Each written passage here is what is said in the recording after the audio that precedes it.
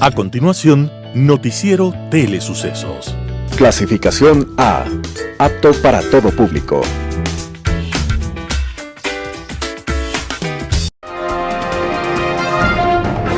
En sucesos, un día como hoy. Un niño francés, al nacer, fue bautizado como Alejandro Leopoldo César, aunque más tarde lo registraron como Georges, y así lo conoció el mundo. Georges Bizet. Bizet nació en una familia de músicos y arrastró con él todo el talento que se hubiera deseado. Músico precoz, a los 4 años ya interpretaba el pentagrama y antes de cumplir los 10 años fue aceptado por el Conservatorio de París, en el que nunca había estudiado alguien tan joven. Salvo algunos momentos como militar, dado que se alistó en el ejército cuando su patria se vio envuelta en la guerra contra Prusia, la vida de Berilos fue de una absoluta dedicación a la música. Pero el éxito profesional no le sonrió, porque en más de una ocasión su música no fue bien recibida. Y en materia económica, la vida de Bizet no fue tampoco un lecho de rosas. No obstante, la ópera más reconocida en el mundo es justamente Carmen, una obra de intensas pasiones que se estrenó un día como hoy, 3 de marzo de 1875. Y nos dejó para siempre su música, que se seguirá escuchando con el alma al borde del abismo. En sucesos, un día como hoy.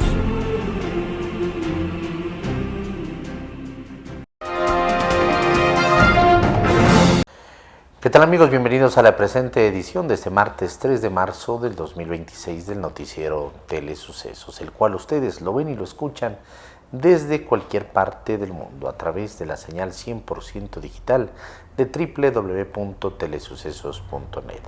En Facebook también como Telesucesos Quito y en YouTube como Telesucesos HD. Vamos con los titulares de la presente emisión. Titulares. Registro oficial publica ley para minería y energía en el Ecuador. Nace la Cámara de Comercio Ecuatoriano-Coreana. Jueza del caso Fernando Villavicencio es suspendida durante 3 meses sin sueldo. Vicepresidenta promueve en Toronto minería responsable y cooperación en salud para Ecuador. Ley de energía y minería. Corte Constitucional recibe primera demanda de inconstitucionalidad. Pachacuti prepara otra acción. El editorial será de Diego Delgado Jara, conflicto bélico en el Golfo Pérsico. Tendremos entrevistas con Alan Cati, analista internacional, el tema, el ataque a Irán por parte de Estados Unidos e Israel. Harold Burbano, por su parte, ministro de Trabajo, habla de la nueva jornada laboral. Vamos con el desarrollo de la información. Un noticiero pensado para usted porque se lo merece. Nos acercamos a la realidad desde diferentes perspectivas. Noticiero Telesucesos. Primera parte del noticiero Telesucesos con las noticias más importantes del día.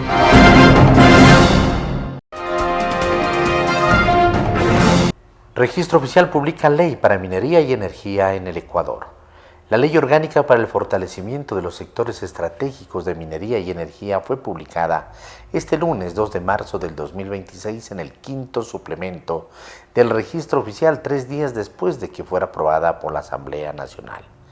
El texto, que se compone de 28 artículos, 2 disposiciones generales y una transitoria, no tuvo objeciones de la Presidencia de la República, que la remitió al Legislativo con el carácter de económico urgente. La iniciativa busca fortalecer el desempeño operativo en los sectores minero y de energía mediante una regulación eficiente que promueva la generación de ingresos fiscales y divisas y contribuya a la sostenibilidad fiscal y a la estabilidad macroeconómica del Estado.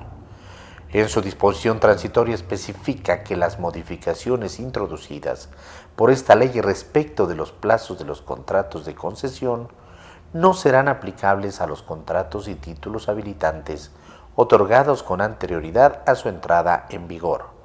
Además, asegura que sus disposiciones se aplicarán en estricta observancia de los resultados de las consultas populares y referéndum sobre esta materia. El documento aprobado señala que en materia minera se reforman varios artículos de la ley minera para reforzar la rectoría del Estado, precisar competencias institucionales y regular los actos administrativos previos a la actividad minera.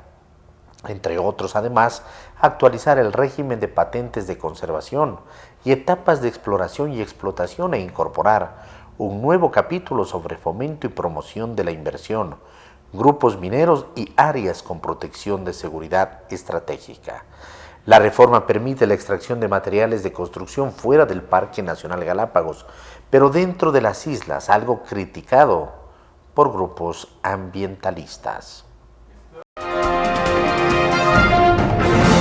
Nace la Cámara de Comercio Ecuatoriano-Coreana. Tras 2 años y 5 meses, Ecuador y Corea del Sur firmaron el pasado 2 de septiembre del 2025 el Acuerdo Estratégico de Cooperación Económica SECA, que abarca compromisos de inversión en 16 ámbitos como infraestructura, seguridad energética, medidas sanitarias y fitosanitarias, entre otros. 6 meses después de esa firma, el proceso del Ecuador espera el dictamen de la Asamblea Nacional, ya que el artículo 419 de la Constitución establece que los tratados internacionales cuenten con su aprobación previa. El legislativo había recibido el documento por parte de la Corte Constitucional. En este escenario, un grupo de 10 empresarios y personas naturales de Ecuador crearon la Cámara de Comercio Ecuatoriano-Coreana, según sus estatutos del 26 de febrero del 2026. Una vez que entre en vigencia el tratado comercial, los aranceles a los productos ecuatorianos en Corea del Sur comenzarán a bajar, o en algunos casos llegarán a cero de manera inmediata. Los aranceles de los carros, que están entre los productos más importantes de Corea a Ecuador, bajarán de manera progresiva según el modelo. En la actualidad, los vehículos livianos que se importan de Ecuador tienen aranceles de entre el 10 a 40%. Jueza del caso Fernando Villavicencio es suspendida durante 3 meses sin sueldo. Este lunes 2 de marzo del 2026, el Pleno del Consejo de la Judicatura suspendió a la jueza Daniela Ayala Álvarez por 3 meses sin sueldo por cometer una falta gravísima de dolo en el caso Magnicidio FB, del cual se apartó desde mediados de enero. Según el organismo, la magistrada incurrió en la falta gravísima de dolo al emitir medidas alternativas a la prisión preventiva a favor de 2 personas señaladas por el crimen del ex asambleísta y ex candidato presidencial. El 3 de septiembre del 2025, Ayala dirigió la audiencia de formulación de cargos contra José Serrano, Javier Jordán, Daniel Salcedo y Ronnie Aliaga. La magistrada negó el pedido de prisión preventiva de la Fiscalía en contra de Serrano y Jordán. Además, tuvo varios encontrones con Ana Hidalgo, la agente fiscal a cargo del caso. Llegó a decirle que la Fiscalía no puede ser el brazo ejecutor del político de turno. Por esta razón, Wilson Tobainga, ex fiscal general, denunció a Ayala ante la Judicatura. El 12 de septiembre del 2025, el Consejo de la Judicatura suspendió provisionalmente a Ayala durante 90 días hasta que se complete el sumario administrativo. Y el 8 de diciembre del 2025, el director del organismo le impuso una sanción definitiva de 30 días sin sueldo. Según el artículo 109 del Código Orgánico de la Función Judicial, la declaratoria de error inexcusable y dolo constituye una falta gravísima cuya sanción es la destitución de la servidora judicial responsable. Luego de la resolución del tribunal, la Judicatura abrió un proceso disciplinario contra Ayala que avanza hasta el momento con la suspensión temporal de sus funciones. Vicepresidenta promueve en Toronto minería responsable y cooperación en salud para Ecuador. La vicepresidenta María José Pinto lideró este lunes 2 de marzo el Ecuador Day en Toronto, Canadá, donde posicionó la visión del gobierno sobre una minería responsable con impacto social y fortaleció la cooperación bilateral en salud pública.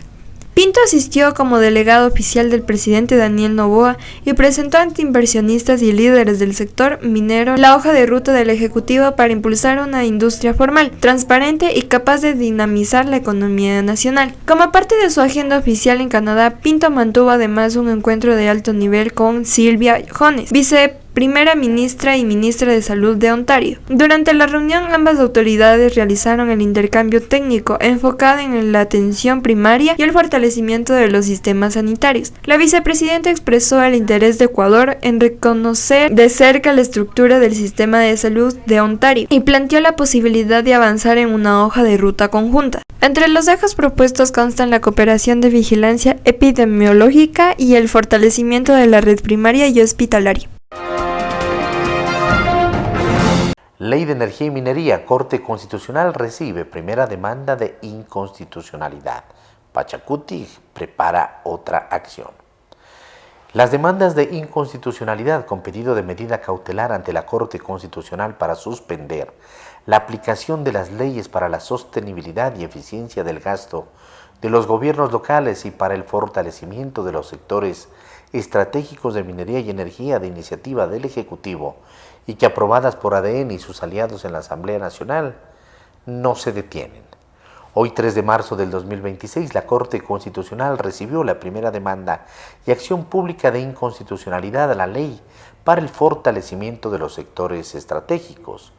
Delegados de organizaciones sociales e indígenas encabezados por Yacu Pérez, dirigente vinculado a la Federación de Organizaciones Indígenas y Campesinas de la SUAY, tildó a la ley como una ecocida porque, según dijo, vulnera más de 24 disposiciones constitucionales. Uno de los temas que ha recibido mayores cuestionamientos es la eliminación de la licencia ambiental para las fases de prospección, exploración inicial y exploración avanzada, lo que implicaría que ya no serían obligatorios los estudios de impacto ambiental ni los planes de manejo ambiental en esas etapas. También dejaría sin efecto la consulta previa, libre e informada a las comunidades. Simultáneamente a esta acción, el movimiento Pachacuti alista una demanda a la misma ley. Mariana Yumbay, legisladora de Pachacuti, consideró que profundiza el extractivismo, vulnera la consulta previa y prelegislativa, abre paso a la privatización eléctrica y podría destinar a las Fuerzas Armadas a proteger infraestructura privada, lo que, según dijo, agravaría desigualdades y afectaciones sociales en territorios como la Amazonía. Automotores Continental consolidó su posicionamiento en movilidad eléctrica en Ecuador a través de la Electric Night Experience, una iniciativa que reflejó su evolución estratégica y su capacidad para responder a la transformación del sector automotriz. La compañía amplió su portafolio con una línea de vehículos 100% eléctricos respaldada por 54 años de trayectoria en el país y una visión orientada al desarrollo tecnológico y la eficiencia operativa. Vamos con el siguiente reportaje preparado por nuestra compañera Shirley Saltos. Automotores Continental consolidó su posicionamiento en movilidad eléctrica en Ecuador a través del Electric Night Experience, una iniciativa que reflejó su evolución estratégica y su capacidad para responder a la transformación del sector automotriz. La línea eléctrica integrada por Blazer, Equinox, SPAD y Captiva incorporó atributos diseñados para responder a las nuevas exigencias del consumidor. Propulsión 100% eléctrica que permite una conducción silenciosa, suave y eficiente, sistemas de gestión energética optimizadas que reducen costos operativos y maximizan el rendimiento, autonomía confiable para uso urbano y trayectos interurbanos, tecnología que conecta plataformas digitales instituidas a integración inteligente, sistemas de seguridad y asistencias al conductor que refuerza la protección en cada recorrido, diseños modernos y confort interior orientado a elevar la experiencia de conducción. Hoy en día tenemos disponible para nuestra clientela 4 modelos de vehículos eléctricos, 2 de los cuales fueron introducidos el año anterior y otros 2 que fueron introducidos durante este año.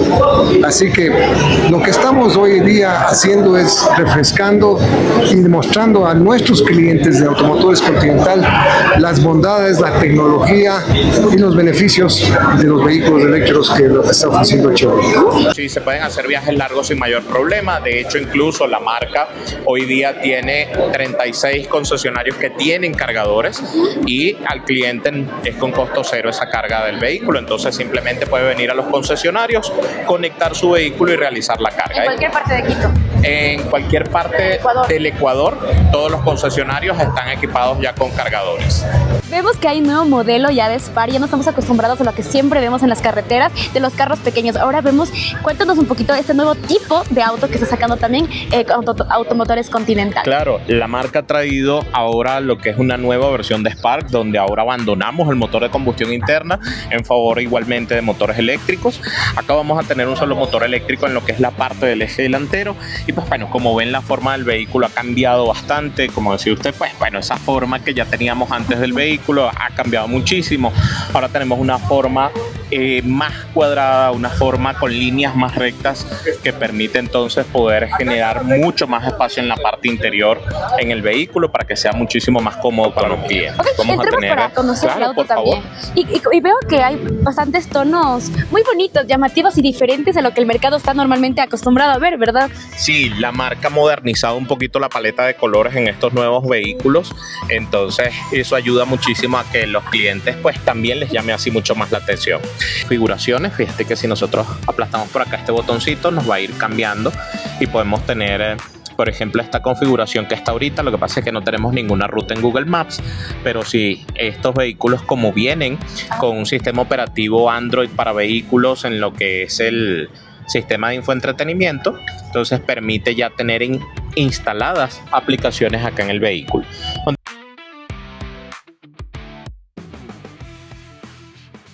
Para Telesucesos, Shirley Saltos.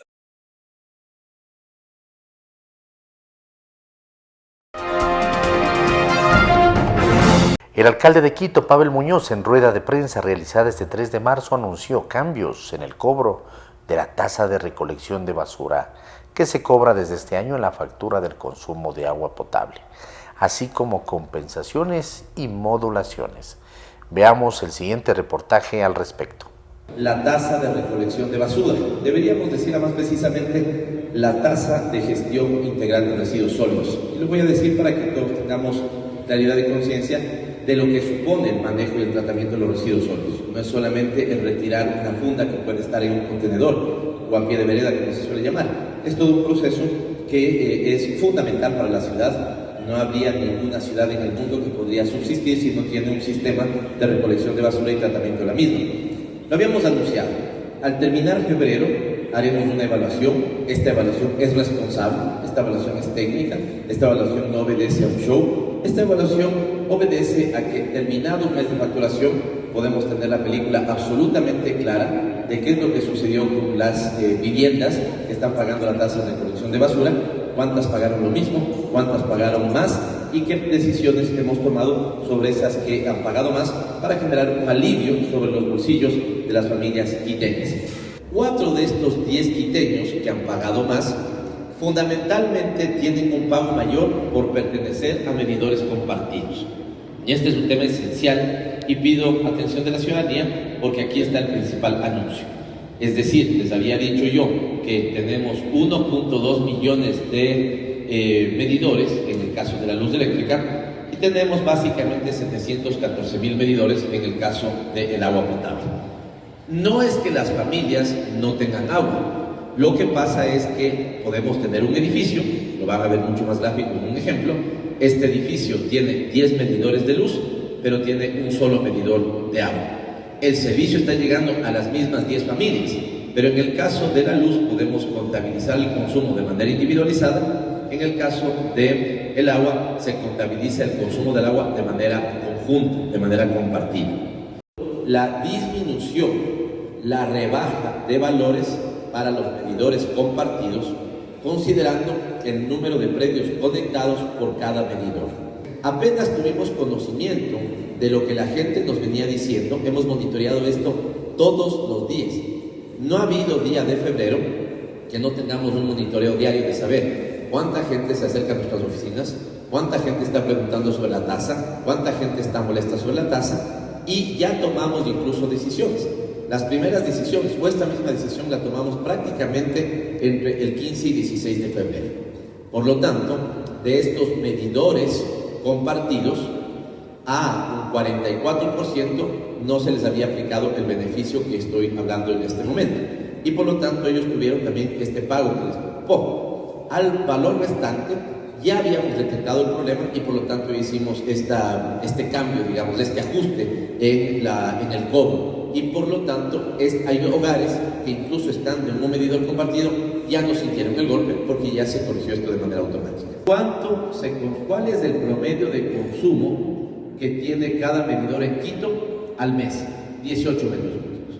Por lo tanto, en este ejemplo que yo estoy hablando, 334 metros cúbicos, 9 departamentos, tenemos 37,11 metros cúbicos de consumo. Esto es mucho más alto, es prácticamente el doble, más del doble de lo que es el consumo habitual de las familias quiteñas. ¿Cuánto les salía en la factura original? $269. ¿Cuánto saldría ahora la nueva factura? $146. Dividido para los departamentos, el primer costo era $29, ahora son $16, ¿no? Estimados amigos y amigas, gracias por estar con nosotros en este programa de Telesucesos. Vamos a comentar un tema que cada vez se vuelve más importante y que en el sector privado analistas políticos, economistas, empresarios están intensamente preocupados por la situación actual y las perspectivas. ¿De qué se trata? El tema es el desequilibrio fiscal. ¿Sí? Se dice en el sector privado y las informaciones más exactas las tiene pues sencillamente el gobierno nacional a través del Ministerio de Finanzas o del Banco Central del Ecuador, de que las necesidades de financiamiento del gobierno central este año superan los $20.000 millones. Una verdadera monstruosidad. ¿Cómo sacan las cuentas? Bueno, pues en primer lugar, el déficit del presupuesto general del Estado de este año se estima más o menos en $5.300 millones. El gobierno tiene que encontrar fuentes de financiamiento internas y externas para financiar este déficit de 5.300 millones. Pero aparte de eso, sencillamente el gobierno este año tiene que pagar el capital de la amortización de la deuda pública interna y externa, que cada vez pues la deuda sigue creciendo. Y esta amortización del capital, algunas personas lo ponen por lo menos en $8.000 millones. ¿Sí? Este es también pues un tema que va creciendo a medida que crece la deuda pública por el déficit fiscal. Pero aparte de eso, el gobierno le debe al Banco Central del Ecuador por haber utilizado hace algunos años parte de las reservas internacionales para financiar sus actividades.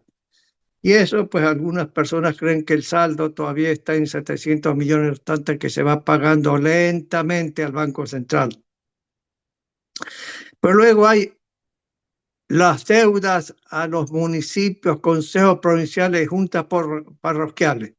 El gobierno está obligado a pagar un porcentaje de sus ingresos permanentes a los GAT y otro porcentaje sobre lo que tiene que ver con los ingresos no permanentes. Fundamentalmente, esto último sería de los ingresos petroleros. Y el gobierno no paga la totalidad, ¿sí? Y sigue debiendo dinero a los GAT. Y los GAT sencillamente dicen, esto está llegando a más de $1.000 y pico de millones que el gobierno tiene que pagar.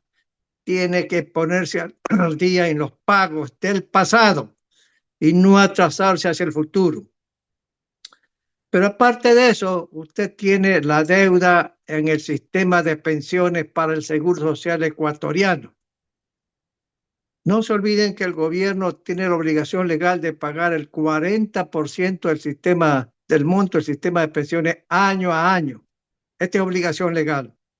Aquí hay una pequeña diferencia, que a veces se hace una diferencia importante entre el monto que calcula el seguro año a año y que le dice al gobierno que tiene que pagar esta cantidad y asignar recursos en el presupuesto general del Estado. El Ministerio de Finanzas dice a través de una metodología X o Y Z que es menor. Pero aparte de eso, sencillamente no paga a tiempo. Le debe al Seguro Social por el sistema de pensiones una cantidad importante que puede llegar a 2.000 a 3.000 millones de dólares. Y esto es realmente lamentable porque es el sistema de pensiones. Eso significa que es el sistema en que los jubilados reciben su jubilación de parte del seguro después de haber ahorrado durante muchísimos años de su vida laboral un porcentaje X que ha pagado para alimentar al fondo del sistema de pensiones. Pero aparte de eso, hay la deuda a los proveedores.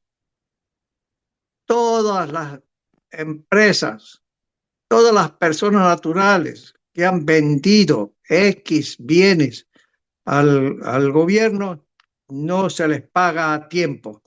Se les paga después de 2, de 3, 4 meses. Y todos esos proveedores, todos esos empresarios chiquitos, medianos, grandes, sencillamente presionan al Ministerio de Finanzas, presionan al gobierno para que se les pague, porque están en problemas financieros graves. Tienen que pagar la deuda a los bancos privados y en un momento dado tienen que ir a renegociar plazos de pago por parte de los proveedores a sus acreedores bancarios. Y esto naturalmente llega también, según algunas personas, a la cantidad que mencionaba, posiblemente entre 2.000 a 3.000 millones de dólares. Pero mis queridos amigos, esto más o menos suma, si uno va sumando todos estos valores, etcétera, 20.000 millones o más. Algunas personas creen que son 25.000 millones de dólares. Es una monstruosidad. Y la pregunta es, ¿a dónde avanza esto? ¿Cómo financia el gobierno estas necesidades? Bueno, sencillamente, en primer lugar, está emitiendo más bonos, más certificados de tesorería. A los municipios se les está pagando en bonos y los municipios y consejos provinciales dicen, yo necesito efectivo porque necesito hacer la obra pública. En mis obligaciones municipales, por ejemplo, tengo que construir adicionalmente facilidades de agua potable, de alcantarillado, pavimentación, etcétera, etcétera, etcétera. Y con bonos no puedo hacer eso. Y si no, tengo que ir al mercado a vender esos bonos con un gran descuento. Y yo como municipio, no importa el tipo de municipio, me perjudico por ese descuento que tienen los bonos internamente. De tal manera, amigos, que sencillamente es verdaderamente preocupante desde el punto de vista de la estabilidad financiera de las finanzas públicas. Pero sencillamente, aparte de eso, sencillamente el gobierno se está endeudando a nivel internacional con los organismos multilaterales como el Banco Mundial, el BID, la CAE, etcétera, etcétera, etcétera. Y no tanto para financiar nuevos proyectos de inversión, sino desde el punto de vista de caja para poder pagar lo que tienen que amortizar el capital al que se le debe por el crédito a estos organismos. Y naturalmente, esto tiene un límite. En qué momento se queda cuentas por pagar cada año una cantidad importante porque el gobierno no tiene para pagar. De tal manera que la crisis fiscal es realmente importante. La crisis fiscal es grave y esto amenaza a la estabilidad macroeconómica del país. El gobierno dirá que el riesgo país ha bajado. Sí, ha bajado en el Ecuador, no se puede decir que no. Porque los mercados ven la voluntad política del gobierno de pagar a tiempo la amortización. No solamente el capital, sino los intereses que cada vez van creciendo por el crecimiento de la deuda pública.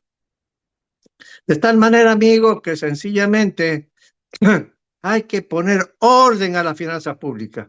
No se puede seguir permitiendo que avance este proceso porque va a haber una explosión financiera que un momento dado el gobierno dirá, no le pago al seguro lo del sistema de pensiones para los jubilados. Y el seguro que está utilizando las pocas reservas que le quedan, le dirá, pues el día de mañana a los jubilados, no puedo pagar, pagaré con atraso de 1 mes, 2 meses, 3 meses, etcétera. Y entonces, pues, esto estallará un problema sumamente grave de tipo financiero, pero también de tipo político y social. Amigos, varias veces hemos indicado que es necesario poner orden a las finanzas públicas. No solamente es un orden a las finanzas municipales y los consejos provinciales. Ellos hacen una serie de irracionalidades en el gasto. Gastan, desperdician dinero aquí y allá, etcétera, etcétera. Y por eso es motivo también de esa ley que está aprobada, que el presidente lo envió para poner orden en el sentido, por ejemplo, más simple, de que el 30% solamente de los ingresos totales de los municipios sencillamente es para gasto corriente y el 70% es para inversión pública. Pero eso también va pasando con el gobierno. Véanse lo que es el gasto corriente, como crece por una serie de razones. Uno tiene que ver con los intereses que van creciendo debido a que la deuda pública sigue creciendo. De tal manera que hay que poner un alto a todo esto, amigos. Y el presidente, su ministra de Finanzas, tiene que tener presente, no puede seguir avanzando esto. También les recuerdo, amigos, que en el convenio que el gobierno firmó y sigue vigente con el Fondo Monetario Internacional, se estima que en determinados años, si mal no recuerdo, el 27 o el 28, el déficit fiscal debe ser 0, 0, 0. Pero para eso hay que tomar decisiones radicales que implicarán políticamente un problema, implicarán menos votos, etcétera, etcétera, para el gobierno. Pero hay que hacerlo. No se puede permitir que siga esta situación. Esto amenaza, vuelvo a insistir, amenaza con la estabilidad macroeconómica del país. El sector exportador va bien, fundamentalmente no por petróleo, sino por el sector privado de la economía. Pero no obstante que va bien, la economía no está creciendo como el gobierno quisiera y como todos los ecuatorianos quisieran. La economía va a crecer a menos del 2% y eso implicará que las recaudaciones tributarias no crecerán mucho. Por eso es, y por otras razones, el déficit de 5.300 millones de dólares que algunas personas en el sector privado creen que a lo mejor será superior este año si el gobierno no toma medidas radicales. Hay que tomar medidas, no para sencillamente proponer un nuevo impuesto, aunque sean temporales. Vamos a tener que elevar el IVA al 18%. No tiene sentido eso. Hay que ir al gasto. Al gasto hay que bajarlo. El gasto corriente sigue creciendo, hay que detener el gasto corriente. Por ejemplo, en el seguro social campesino. Sencillamente no se puede permitir ese subsidio tan enorme. Hay que subir la contribución. Eso políticamente no es adecuado, no interesa, sino que sencillamente hay que poner orden, pues. ¿Sí? Por otra parte, como hemos dicho varias veces, el gobierno tomó medidas adecuadas y acertadas, aumentando el precio, por ejemplo, del diésel. Bien, me parece bien, siempre lo hemos dicho, aceptado. O luego que el IVA vuelva del 12 al 15%. Bien, pero esto todo es insuficiente para controlar todo este desequilibrio de finanzas públicas. Hay que reducir el número de empleados públicos. No es que yo elimino 1.000 plazas de trabajo público y por otro lado y por otra vía creo 1.000 oportunidades más de empleo público. No, pues en forma neta hay que reducir la masa salarial en dólares y la masa en términos del número de empleados públicos porque hay un exceso de gente en la parte administrativa de los ministerios, igual que el del Seguro Social ecuatoriano. Hay que reducir. Y los subsidios que existen todavía, hay que terminarlo. Por ejemplo, el subsidio a la gasolina corriente. ¿Implica problemas? Sí, pero hay que hacerlo. El subsidio al gas doméstico, otro problema si se toma la decisión, pero hay que hacerlo. Y hay otras fórmulas de compensar a la gente pobre, pero hay que terminar con los subsidios, amigos. El subsidio al diésel no ha terminado totalmente, se redujo, se aumentó el precio reduciendo el subsidio de forma importante, pero cuando uno observa México y otros países europeos, otros países latinoamericanos o Estados Unidos, uno observa en cuánto está el galón del precio del diésel, muy superior. De tal manera, amigos, que en materia de combustible hay que terminar con los subsidios independientemente que eso implique un costo político. Y con toda seguridad, pues manifestaciones en las calles del Ecuador. Pero hay que controlarla, hay que explicar a la gente, a los sindicatos, etcétera, etcétera, de que no hay alternativa. No hay alternativa porque lo contrario vamos a tener mayores problemas en la economía ecuatoriana, mayores problemas en el crecimiento de la economía, mayores problemas en la estabilidad macroeconómica. Amigos, perdónenme por ser insistente. El gobierno ecuatoriano requiere que tome medidas para poner orden a las finanzas del gobierno central y no solamente a los municipios, consejos provinciales y juntas parroquiales. Gracias, amigos, por haber estado con nosotros. Volveremos con otro tema la próxima semana. Pero es preocupante el tema que he comentado hoy. En Radio Sucesos estuvo Alan Catey, analista internacional, habla del ataque a Irán por parte de los Estados Unidos y de Israel. Escuchemos lo que dice. Realmente asistimos aquí a un conflicto que no empezó ayer. Este es un conflicto que viene arrastrándose por larguísimo tiempo, ¿no? Desde la toma del poder por los fundamentalistas islámicos chiitas en 1979, Estados Unidos es visto por el régimen como el gran Satán, e Israel como un intruso en lo que el islamismo denomina el Dar al-Islam, la casa del Islam, y que debe ser destruido y extirpado de la faz de la tierra. Estas han sido las líneas maestras de la política exterior iraní, junto con su enfrentamiento con el Islam sunita, que se remonta al año 661 después de Cristo, con el asesinato del yerno de Mahoma, que para los chiitas debió haberle sucedido como califa. Y este lejano rencor es el que marca el odio de sunitas y chiitas a lo largo de su historia hasta hoy. El ataque lanzado contra Irán por Estados Unidos e Israel, para no irnos tan atrás en el tiempo, debemos entenderlo esto sí como una continuación del conflicto directo que finalmente se precipitó entre Irán e Israel luego de los ataques contra Israel en octubre del 23, y que fueron llevando a una escalada cada vez mayor cuando Israel ataca la embajada de Irán en Damasco. Irán responde con una salva de misiles y de drones, e Israel responde correspondientemente con un ataque ya muy importante contra Irán, que es conocido como la Guerra de los 12 días, que es la que justamente Andrés mencionaba, en la que se destruye buena parte de la infraestructura de defensa aérea de Irán, y en algo se afecta también las centrales nucleares, evidentemente sin llegar a afectar a las reservas de uranio enriquecido que tiene Irán y que han sido uno de los motivos para el actual ataque, ¿no? Otro tema que es fundamental en este análisis es el éxito israelí en la práctica descabezamiento, digamos, de lo que es Hezbollah en el Líbano y obviamente Hamas en Gaza, que eran dos proxies iraníes muy peligrosos, en este caso para Israel, y que fueron prácticamente descabezados y las capacidades han sido muy, muy reducidas.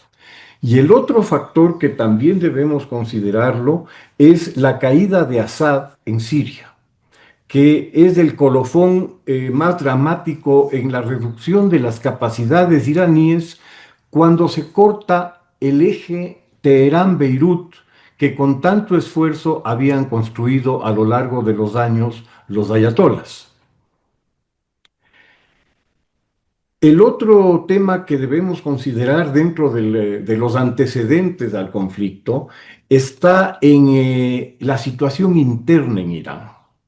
La situación interna en Irán a nivel de un segmento muy importante de la población, realmente no podemos evaluar cuánto por el grado de represión y de control que existe dentro de la dictadura teocrática, pero que evidentemente nos está mostrando un descontento gigantesco ante cientos de miles de personas que salen a la calle a protestar hace unos años por el tema del asesinato de Mahsa Amini y por los derechos de las mujeres, y recientemente por la situación económica cada vez más grave al interior del país. La respuesta del régimen, según el régimen, fue matar a 4.000 personas. La realidad de lo que nos informan organizaciones de derechos humanos es que la masacre anda en el orden de 15 a 18.000 personas. Estamos hablando de un régimen que no tiene el menor escrúpulo en asesinar a su población, en eliminar a su población con tal de mantenerse en el poder. Nos hallamos ante un régimen fundamentalista que se pone más allá del bien y del mal, pues supuestamente está acatando las órdenes de Alá. Y en esa medida no hay argumento, pues no hay cómo entrar a discutir siquiera la validez de sus acciones, porque estas acciones vienen inspiradas por órdenes superiores que no pueden ser discutidas. Alan, perdón la interrupción, pero ¿podríamos pensar que con estos ataques se daría un cambio de régimen en Irán? ¿Se podría pensar eso? Yo no tengo ninguna certeza al respecto, ni realmente razones para creer que eso vaya a ocurrir. Cuando un régimen, cuando una dictadura tiene los medios técnicos, o sea, los medios materiales, para llevar adelante la represión sin escrúpulos y sin categoría moral para hacerlo, es bien complicado pedirle a la gente que salga a la calle a poner el pecho a las balas, claro, mucho menos después de ver a 20 o a 15.000 de los suyos morir asesinados en las calles.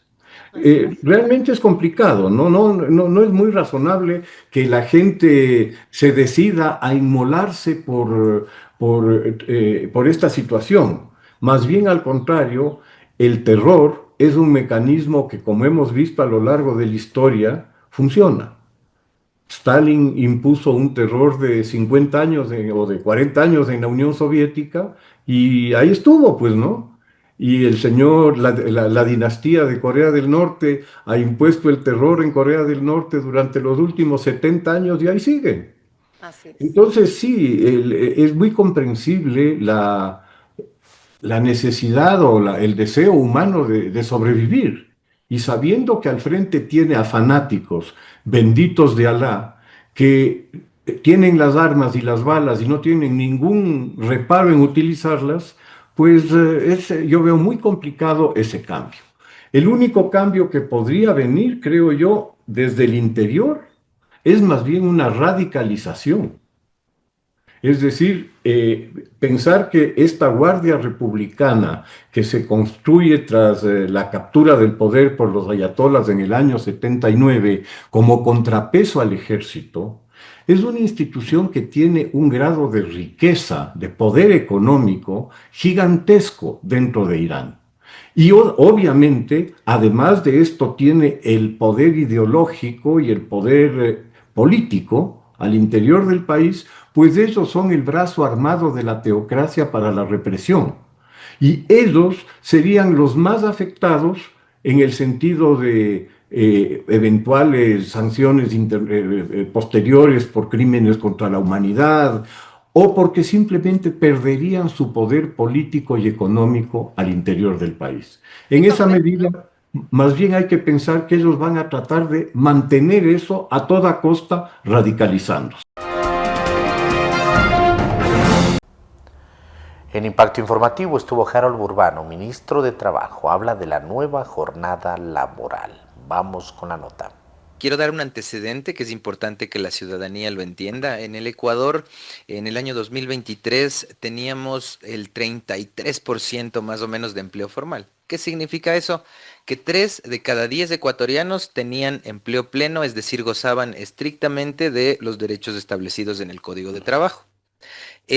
Los 7 restantes, en cambio, lo que hacían era tener una vinculación laboral o una vinculación de emprendimiento, pero que no alcanzaban a garantizar la totalidad de estos derechos. Derechos que empiezan con salario básico, con vacaciones, con días libres, etcétera. ¿Por qué te doy este antecedente? Porque sin duda alguna el trabajo que venimos haciendo como gobierno nacional está enfocado a aumentar esta plaza de empleabilidad formal en el país con el objetivo de que la mayor parte de personas gocen de todos los derechos establecidos en la Constitución y en la ley laboral del Ecuador. Tenemos una ley que data del año 1938, en donde claramente las relaciones entre empleadores y trabajadores eran completamente diferentes a las que estamos viviendo en la actualidad.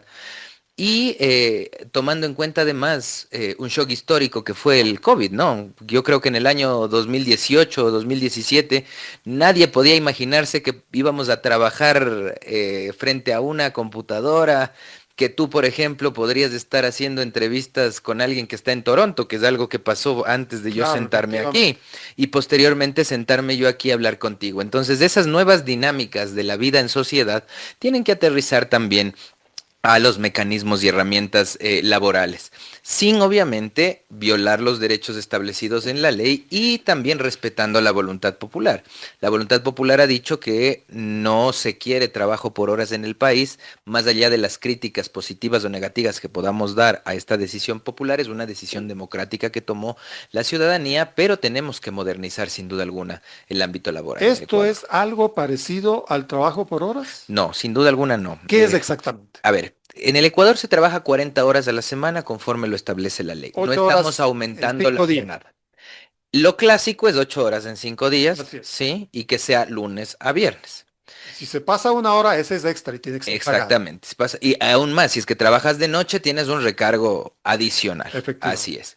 ¿Qué es lo que estamos haciendo? En el marco de una norma aprobada por la Asamblea Nacional, que fue la Ley Orgánica de Impulso Violeta, que además es una ley orgánica que está sobre cualquier otra ley ordinaria, hemos implementado una nueva herramienta, una nueva opción, un nuevo mecanismo en donde, garantizando el pago de horas suplementarias, de horas extraordinarias y de horas nocturnas, podamos, a la luz de un acuerdo entre empleadores y trabajadores, poder redefinir la jornada laboral de diferentes maneras. Podríamos acortar la jornada a 4 días, es decir, trabajar de lunes a jueves, con 10 jornadas horas de 10 horas cada día, y tener 3 días de descanso que pueden ser viernes, sábado y domingo.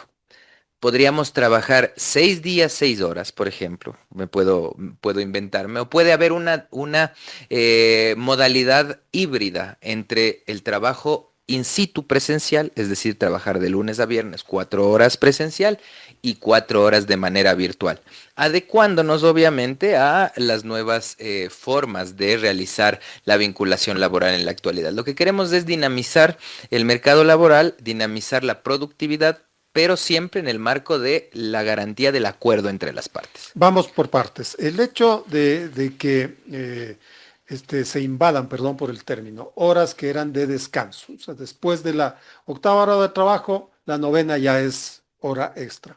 ¿Eso se paga según la nueva modalidad o se puede conceder vacaciones? Hay dos opciones. Hay dos opciones. Si es que estas horas que generalmente pasan sobrepasa las 7 de la noche, tiene que pagarse el recargo nocturno, ¿sí? Suele pasar, por ejemplo, en los dependientes de los centros comerciales, en jornadas extendidas para las empresas o los sectores productivos. Ahí se tiene que pagar el recargo. Hay la opción además de si la trabajas dentro del margen de las horas normales, es decir, entre las 6 de la mañana y las 7 de la noche, poderlo canjear por horas de descanso, horas de asueto, que sería el día extra, por ejemplo, de trabajo.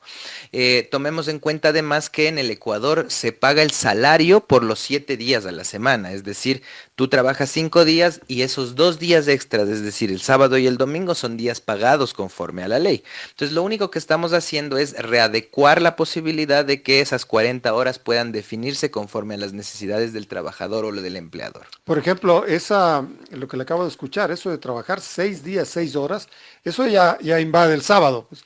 Hay 6 horas del sábado que algunos dirán, no, pues esas son 6 horas extras. Sí, pero podrías tener tú, a ver, primero, esas 6 horas del sábado se pagan conforme al recargo de horas que se establecen en la ley para horas de fines de semana. Sí se paga. Se paga el recargo. Y por otro lado, las horas que tú no vayas a trabajar, las puedes tomar en los días que son días laborables, es decir, podrías tú trabajar, no trabajar domingo y lunes, porque siempre tienes que tener 2 días de descanso de por medio conforme lo establece el Código de Trabajo. Ahora, hay muchos antecedentes para esto que se están viviendo en la actualidad. Por ejemplo, en el área de la comunicación, en los canales de televisión, ahí necesariamente hay que estar en vigilia de todo lo que sucede en la realidad. Entonces la gente trabaja todos los días y casi a toda hora. La industria extractiva, la industria petrolera, la industria minera, pero más la petrolera, esa tiene producción las 24 horas del día, entonces siempre hay gente trabajando. ¿Esos son los antecedentes para estos nuevos mecanismos? Sí, sin duda alguna, porque hay espacios, es más, de la vida productiva que han estado en la irregularidad. ¿Qué buscamos con este acuerdo? Buscamos 2 cosas. Primero, traer a la regularidad estas situaciones que tú planteas y que de alguna forma no han estado regidas por el Estado, por el hecho de no dar mecanismos. Por ejemplo, lo que te estaba diciendo previamente, hay una persona que trabaja en un centro comercial dependiente de uno de los lugares de venta, que ya trabaja en la actualidad de 10 de la mañana a 9 de la noche. Esa jornada de 10 horas que sobrepasa las 8 horas al día ya existe. ¿Qué pasa? Como no existe el mecanismo, el empleador no lo registra ese contrato en el Ministerio de Trabajo y esa situación está en la oscuridad, es decir, está en la informalidad. Lo primero que queremos hacer es que esa situación pueda arreglarse y que puedan esas personas gozar de la garantía de todos los derechos laborales y del control que hace el Ministerio de Trabajo. Por otro lado, en ese mismo ejemplo, el hecho de que se regularice esa situación de ese trabajador haría que, por ejemplo, esa persona trabaje solo de lunes a jueves. ¿Qué le queda al empleador? Le queda contratar a otra persona para que pueda cubrir ese espacio laboral de viernes, sábado y domingo, porque claramente los centros comerciales abren toda la semana. Entonces, aperturamos nuevos espacios de trabajo con el hecho de que las personas que están en esta situación se regularicen. Entonces, esas son los dos objetivos de esta jornada eficiente que estamos planteando. Pero esto último es mucho más importante, pienso, porque se da la puerta abierta, se abre la puerta pues para contratar a mayor cantidad de personas que al momento no tienen opción. Así es, y eso es lo que esperamos. Y tú me preguntabas, ¿esto es trabajo por horas? No, porque cada una de estas personas va a trabajar con un contrato de trabajo conforme lo establece la ley, con 3 meses de prueba y posteriormente con las garantías que así establece el Código de Trabajo, las 40 horas a la semana. No es que el empleador te va a llamar el lunes 2 horas, el martes 3 horas, el viernes 4 horas y le vas a quedar debiendo el tiempo. No, esto es algo que en otros países así se lo aplica. En el Ecuador lo que queremos es que exista claridad y seguridad en el contrato de trabajo de cuál va a ser tu jornada y que estas jornadas puedan ser jornadas dinámicas. En el sector en el sector productivo, por ejemplo, que todo el tiempo está trabajando. Visité camaroneras, he visitado diferentes sectores en donde han innovado, han comprado nuevas líneas de producción, líneas que pueden trabajar 20 horas al día tranquilamente y solamente 4 horas de mantenimiento. Actualmente están trabajando 2 turnos de 8 horas, es decir, está existiendo subproducción porque existe solamente 16 horas de las 20 que se puede producir. Ahora con 2 turnos de 10 horas se puede contratar más personal, obviamente, para cubrir ese tiempo y tener mayor producción sin que exista una carga desproporcionada en estos sectores. Y por otro lado también beneficia claramente al trabajador en el momento en el que sectores como, por ejemplo, sectores de restaurantes, sectores como el turístico, necesitan mayor carga laboral entre miércoles y domingo. Entonces, si es que tú tienes una jornada de miércoles a domingo, lo que vas a hacer es cobrar ese recargo de fines de semana o cobrar ese horario nocturno conforme el recargo del Código de Trabajo.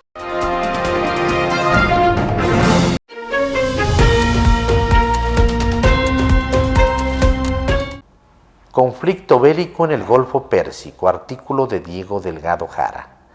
Luego de reunir gran parte de las Fuerzas Armadas de Estados Unidos, sobre todo navales y aéreas, frente a Irán, el presidente Donald Trump y el primer ministro de Israel, Benjamín Netanyahu, ordenaron el 28 de febrero del 2016 el bombardeo de Irán, sus bases militares, principales ciudades y espacios donde consideran reposan los centros de investigación nuclear más valiosos de la nación persa.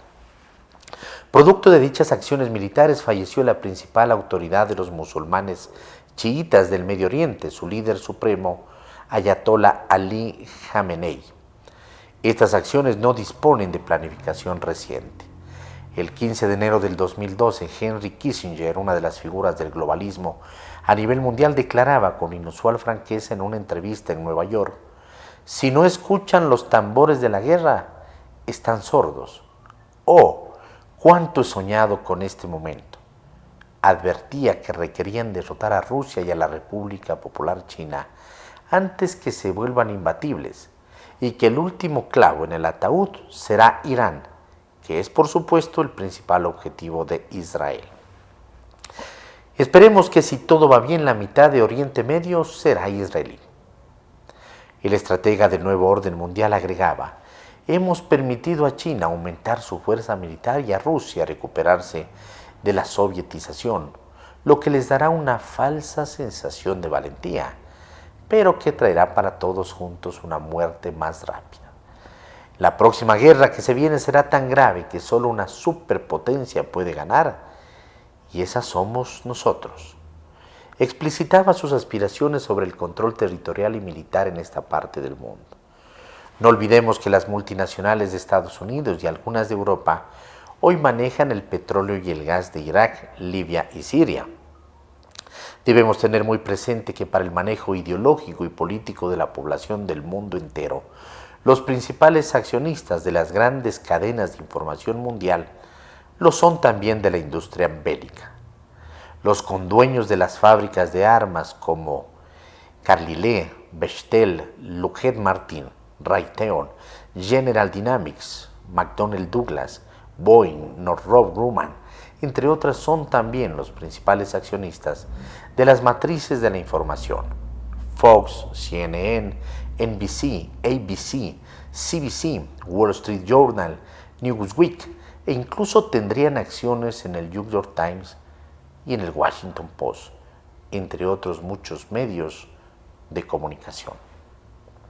Los círculos financieros más poderosos del mundo, propietarios de las más grandes multinacionales bélicas e informativas, son también los que en forma sistemática imponen sus versiones interesadas y encubridoras en muchos países del mundo. Este conflicto podría acarrear repercusiones impredecibles, sin excluir el uso de instrumentos atómicos. Trump y Netanyahu están jugando con la vida del planeta en forma demencial. Nada está definido de manera total. No olvidemos que Irán es uno de los países fundamentales de los BRICS, junto con Brasil, Federación Rusa, India y Sudáfrica, una alianza comercial quizá la más poderosa del planeta, y que sus acuerdos militares con Rusia y la República Popular China entrañan intercambio de armas y tecnología militar de capacidad devastadora. Es una hora triste para la humanidad. Artículo de Diego Delgado Jara.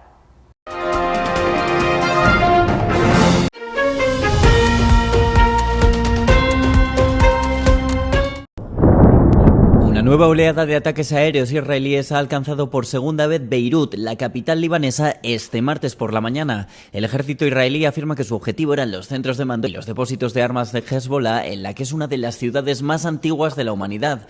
En respuesta, la organización terrorista chií ha lanzado drones contra una base militar israelí, pero las defensas aéreas han conseguido bloquearlos. Hezbollah ya trató de atacar sin éxito Haifa, al norte de Israel, durante la madrugada del lunes, lo que llevó a Israel a bombardear los suburbios del sur de Beirut y municipios junto a la frontera compartida. Según el Ministerio de Sanidad del Gobierno del Líbano, al menos 52 personas murieron y 154 resultaron heridas en los ataques israelíes. En un comunicado emitido este martes por la mañana, Hezbollah afirma que la confrontación es un derecho legítimo y que el lanzamiento de sus cohetes es una respuesta ante la agresión israelí. El país hebreo ha atacado a Hezbollah casi a diario pese al alto el fuego firmado a finales de 2024, principalmente en el sur del Líbano, donde también llegó a bombardear batallones de Naciones Unidas. En el acuerdo de alto el fuego, Israel estipuló que tiene derecho a atacar las posiciones de Hezbollah si percibe una amenaza por parte de esta organización paramilitar.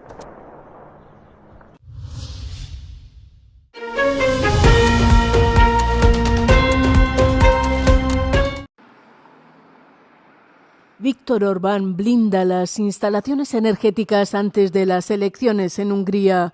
El gobierno húngaro ha elevado la seguridad en unos 60 emplazamientos, entre los que se encuentran la refinería de petróleo del Danubio, la central nuclear de Paks y las instalaciones subterráneas de almacenamiento de gas natural de Algio en el sur de Hungría. Orbán ha justificado esta decisión afirmando que Ucrania está preparando medidas contra la red energética húngara. Az összes nemzetbiztonsági szempontból releváns információról jutottunk arra a következtetésre, hogy a Magyarországon energiatárolás, energiaátengedés, vezetékhálózati rendszert jobban kell védeni annál, ahogy eddig védtük, emeltük a védelmi szintet, ennyi történt. Ez nyilvánvalóan egy nemzetbiztonsági kérdés, minden olyan információ rendelkezésre állt, ami ehhez szükséges. Én tudom, hogy Európában sokan próbálják az ukránokat nyugalomra inteni, de az ukránok nem bírnak magukkal sajnos. Mientras el líder de la oposición, Peter Magyar, asegura que esta operación es una cortina de humo de cara a los comicios del 12 de abril. Sobre los verdaderos problemas que atraviesa el país, el líder del partido Tista asegura que si se produce algún ataque durante el periodo electoral, será una operación de falsa bandera. Además de proteger las instalaciones energéticas, el gobierno húngaro también ha prohibido los vuelos con drones en el condado de Szabolcs-Szamár-Bereg, que limita con Ucrania.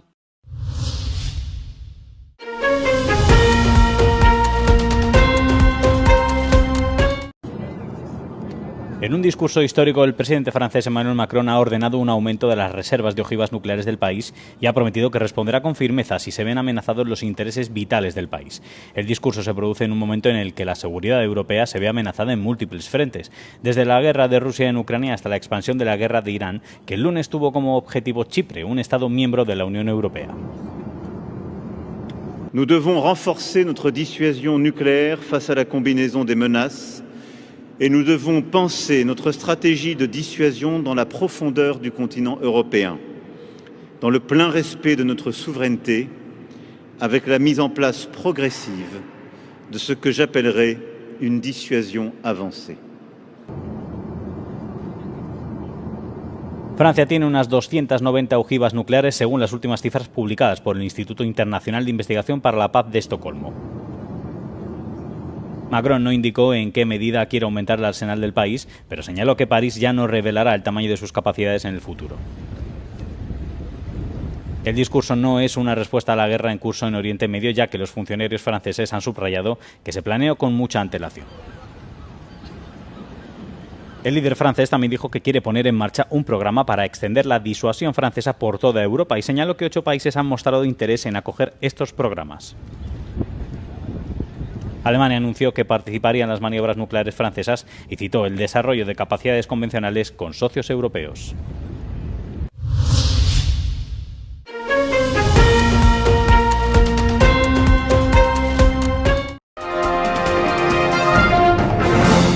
Gracias amigos por acompañarnos en la presente edición del noticiero Telesucesos. Nos vemos en una próxima ocasión. Que pasen bien. El noticiero Telesucesos es retransmitido de lunes a viernes a las 7 horas por Radio Planeta Sur 106.1 FM de la ciudad de Loja. Noticiero Telesucesos. Las opiniones vertidas en este espacio por la producción y dirección del programa son de exclusiva responsabilidad de sus autores y de quienes intervienen en ellos.